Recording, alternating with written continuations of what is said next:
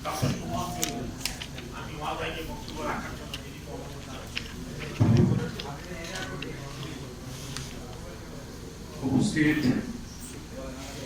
সাংবাদিক ভাই,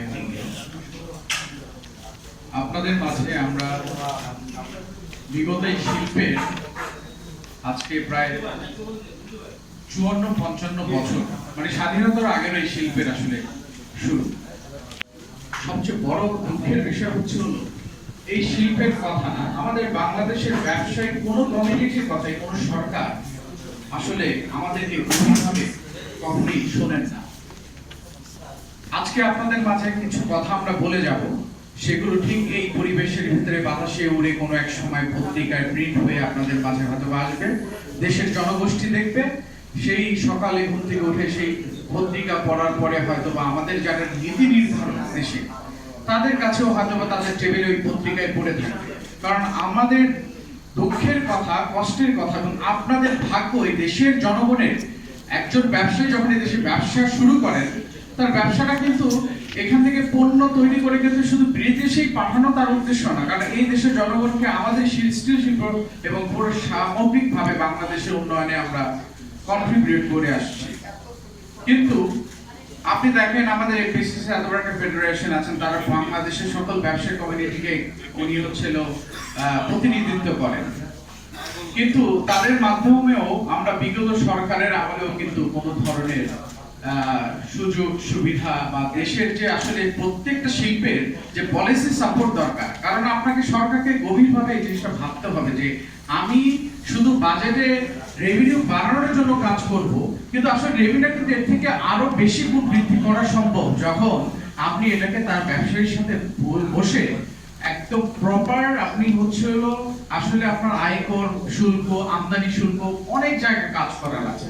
আমাদের দেশের এখনো যে আমদানি করি বা এইচএস কোডগুলো আসলে প্রপার ভাবে কিন্তু সরকারের খাতা বইতে লিপিবদ্ধ হয় না, কারণ এইগুলোকে আবার তারা তাদের ভাষায় আবার বিভিন্ন ভাবে নামকরণ করা হয় এবং সেখানে আরো ডিউটি আরোপ করা হয় অতিরিক্ত।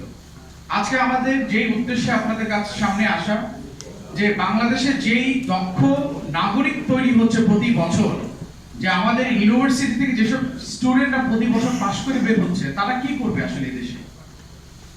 তারা আমাদের মতো ইন্ডাস্ট্রিতে আমাদের হয়তো একজন জনশক্তি হিসেবে আমাদের এই শিল্পকে এগিয়ে নেওয়ার জন্য আমাদের এই ইন্ডাস্ট্রিগুলোতে তারা কাজ করবে।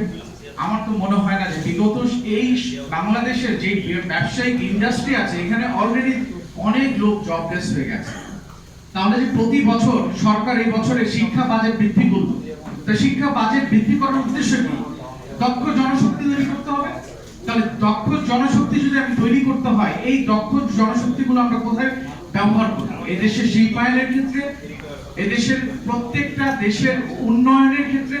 তাহলে এই যে প্রতি বছর স্টুডেন্ট যে পাস করে বের হচ্ছে তার কোনো জব নাই, ওই 5,000 টাকা উল্টো আরো দেখা যায় প্রাইভেট সেক্টরে চাকরি নিতে গিয়েও তাকে ডোনেশন দিয়ে ওইখানে ফ্রি বেতনে চাকরি করতে হয়। তাহলে এইটা কি আমরা আসলে একটা দেশের উন্নয়নের জন্য সরকারকে কিভাবে গভীরভাবে জিনিসগুলো দেখা দরকার বলে আমি মনে করি। আমরা আসলে দুঃখ প্রকাশ করলেও লাভ নেই। আজকে আপনাদের মাঝে অনেকগুলো কথা বলবো, সেগুলো হয়তো বা এগুলো কতটুকু প্রতিফলন হবে এই দেশের মানুষের ভাগ্য পরিবর্তনের ক্ষেত্রে, এটা নিয়ে আমি আসলে খুবই চিন্তিত। এবং আমাদের স্টিল শিল্প এত বড় একটা শিল্প, দ্বিতীয় বৃহত্তম শিল্প, এই শিল্পের কোনো কথাই এই যে আপনার বাজেটের আগে এনবিআর এর চেয়ারম্যান মহোদয় আমাদেরকে ডেকে, হ্যাঁ আপনাদের কি সমস্যা, আমরা আমাদের সমস্যা ওনাকে প্রতি বছর প্রতিটা এনবিআর এর চেয়ারম্যান এই বাজেটের আগে এসে বসে আমাদের সাথে সুন্দর সুন্দর কথা বলে। আমরা তাদেরকে আমাদের প্রস্তাব দেই যে দেখেন আপনি যে স্টিলের উপরে যে আপনি শুল্ক বসাবেন, আসলে এই ভোক্তা কারা? আপনি নিজেও একজন ভোক্তা। সরকার যেখানে 60% হচ্ছে হলো এই দেশের আপনার হলো শিল্পায়নের ক্ষেত্রে, আপনার হচ্ছে অবকাঠামোর ক্ষেত্রে সে নিজেই একজন বড় গ্রাহক, সে পারচেজ করছে, সেই জায়গায় তারও তো কস্ট বেড়ে যাচ্ছে। যখন একটা সময় আপনি চিন্তা করে দেখেন আমরা মাত্র 450 টাকা ভ্যাট দিতাম, তখন কিন্তু ভোক্তা কিন্তু 40,000 টাকা 30,000 টাকা আপনার কিন্তু আপনার রড পেত। এবং এখানে প্রত্যেকটা জায়গায় আপনার হচ্ছে সরকারকে এই শিল্পকে সুরক্ষা করার জন্য এবং দেশের মানুষকে স্বল্প মূল্যে রড পাওয়ার জন্য যে ধরনের আসলে পলিসি সাপোর্ট এই দেশ এই সেক্টর থেকে সরকার যেই পরিমাণে রেভিনিউ পায়, আসলে এটা কিন্তু অনেক বড় একটা সিগনিফিকেন্ট কোনো রেভিনিউ না। তারপরে যেভাবে করে উনি কস্ট ইনক্রিজ করছে, দেখেন চায়নার মতো একটা দেশে স্টিল তৈরি করে এক্সপোর্ট করছে, তাদের দেশে কিন্তু বিদ্যুতের অনেক ধরনের সুযোগ সুবিধা আছে। বাংলাদেশে আমরা 90% ইম্পোর্ট করে এনে উৎপাদন করে একটা পণ্যের প্রাইস এমন একটা অবস্থায় নিয়ে যায় যেখানে ভোক্তার পারচেস পাওয়ার থাকে না।